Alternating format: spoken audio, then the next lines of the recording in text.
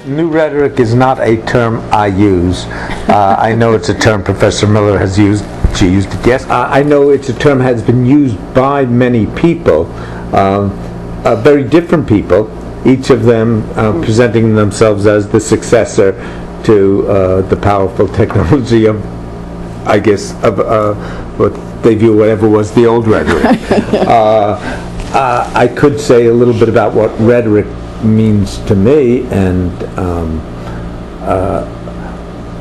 which has to do with the reflective understanding, reflective and strategic understanding of the means of communication from the point of view of users, in order to increase the skill of use, both for producers and receivers of language and interactants in language. And from that point of view, I see the kind of work I do in genre as very much part of that. I created that definition in part to be something that would conform to what I've been doing. But I'm not sure that that's what other people would call the new rhetoric.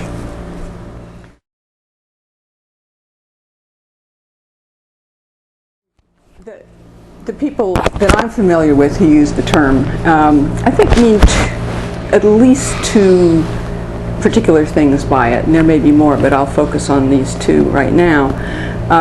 One is to distinguish the new rhetoric from the old rhetoric by rejecting the notion that rhetoric is communication that is necessarily deliberate, strategic, and in effect has overt designs on people and therefore is understood as manipulative, but to include the understanding that our rhetorical intentions can be not fully known by us, that we are not always fully aware of what we are doing or why we are doing it.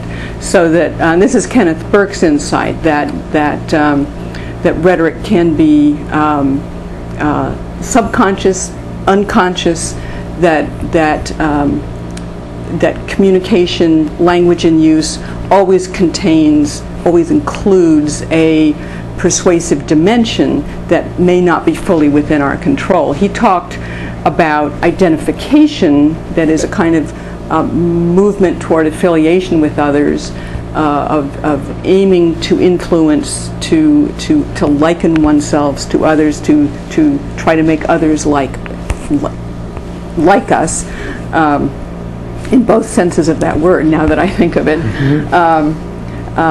That again goes beyond, I think, the notion that we have to always have sort of deliberate strategies in mind when we're talking about rhetoric.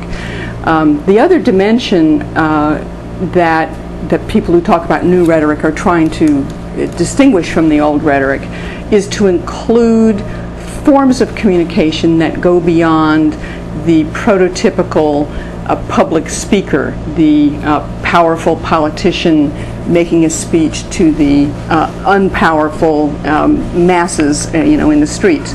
And this would then include many different kinds of verbal and nonverbal communication, the multimodality that we talked about a little earlier. Even people are saying, well, could be a rhetoric to architecture. There could be a rhetoric to a parade or to a mass demonstration. There can be people have gotten very interested in the rhetoric of memorials. The process of memory and the creation of memorials to events or to persons. So it's an opening up of rhetoric to a variety of possibilities of symbolic communication, and an opening up of rhetoric beyond the deliberate, conscious, strategic use of language.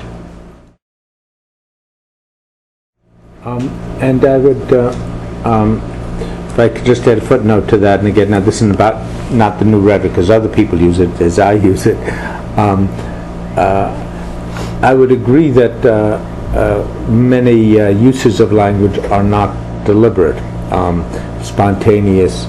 I also see rhetoric as raising the possibility of becoming more conscious and therefore more thoughtful in one's choice, just as let's say a yogi can become more aware of their heartbeat and their pulse rate, and therefore can do more with it and recognize more about them.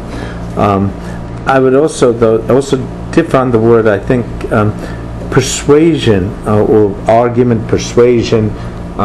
Now, for many people that's a core notion of rhetoric. For me, it's not, because I see many forms of symbolic action as not being, as having ends other than persuasion, and I would like to have reflective knowledge and strategic thought, not just about manipulation or persuasion, but about being cooperative, for example. So I would maybe substitute the word influence. How do you influence another person? Precisely. And again, I think that opens up wider ranges of areas for rhetorical consideration. Right. Well, I think that's precisely the motion that the new rhetoricians are attempting, is to go beyond the, as I said, the manipulative understanding of persuasion, but to see cooperation as a form of mutual persuasion, which again, the persuasion is one of those words that has an edge to it that you always have to be careful of.